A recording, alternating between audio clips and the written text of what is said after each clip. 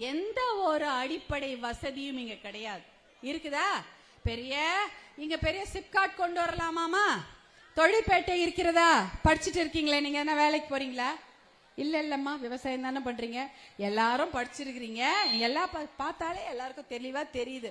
எல்லா பெண்களும் ஓரளவு படிச்சிருக்காங்க. எல்லாமே தனியார் கல்லூரியில் தான் படிச்சிருப்பாங்கன்னு நினைக்கிறேன்.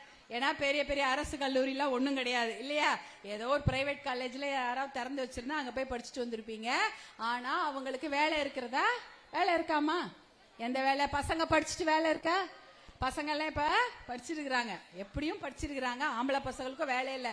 ஏன் இங்க சிப்காட் கொண்டு வர மாட்டேங்கிறீங்க? ஏன் சிப்காட்டா நாங்க திருவண்ணாமலையில தான் கொண்டு வரணும், இல்ல செய்யாறுல தான் செய்யாறுல ஏற்கனவே 2வது பெரிய சிப்காட் இருக்க. 2வது பெரிய சிப்காட் தமிழ்நாட்டுல செய்யாறுல தான் இருக்கு. அதுல ஆல்ரெடி ஏற்கனவே 2 அலகு இருக்குது. அதுக்கே ஏகப்பட்ட நிலம் எடுத்தாச்சு.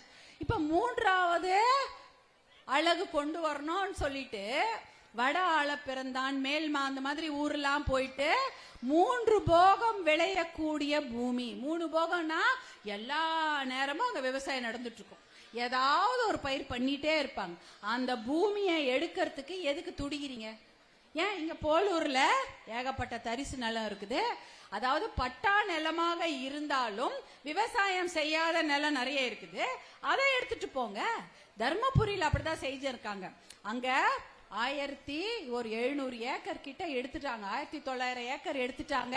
அதுல ஒரு 1700 ஏக்கர் தரிசு நிலம், மிச்சம் 550 ஏக்கர் பட்டா நிலம்.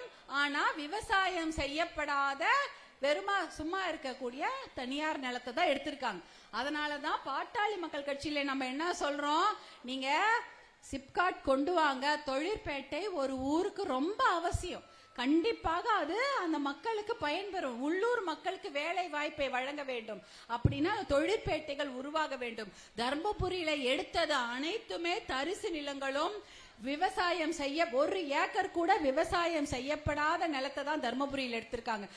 அதான் வரவேற்கிறோம். அதே போல எந்த இடத்துல நீங்க எடுத்தாலும் விவசாயம் செய்யப்படாத, அங்க 3 போகம் விளையல, ஒரு சாதாரணமா வெறுமா போட்டு வச்சிருக்கிறாங்கன்னா அந்த நிலத்தை எடுத்துக்கோங்க.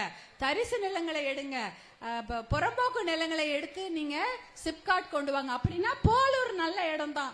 அங்க நிறைய தரிசு நிலங்களுக்கு புறம்போக்கு நிலங்கள் இருக்கு, விவசாயம் செய்யப்படாத நிலங்கள் இருக்கிறது.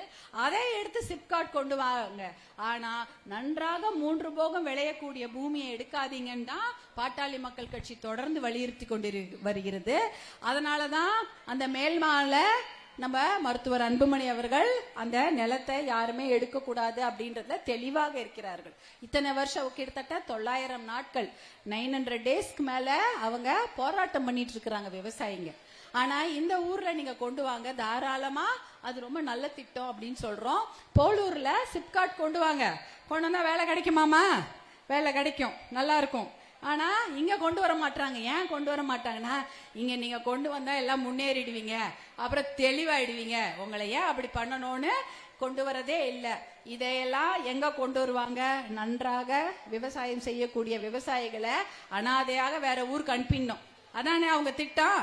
நல்ல விவசாயம் பூமி வச்சிருக்கிறாங்க, விளைநிலங்கள் வச்சிருக்கிறாங்க. அவங்க விளைநிலங்களுக்கு விவசாய நிலங்களுக்கு சொந்தக்காரங்களாக இருக்கக்கூடிய விவசாயிகளை ஊரை விட்டே விரட்டி அடித்து அடிமையாகவே வைத்திருக்க வேண்டும். அவங்களை அகதியா துரத்தணுன்றதுக்காக தான் அந்த ஊர் நிலத்தை எடுக்க தயாராயிட்டாங்க.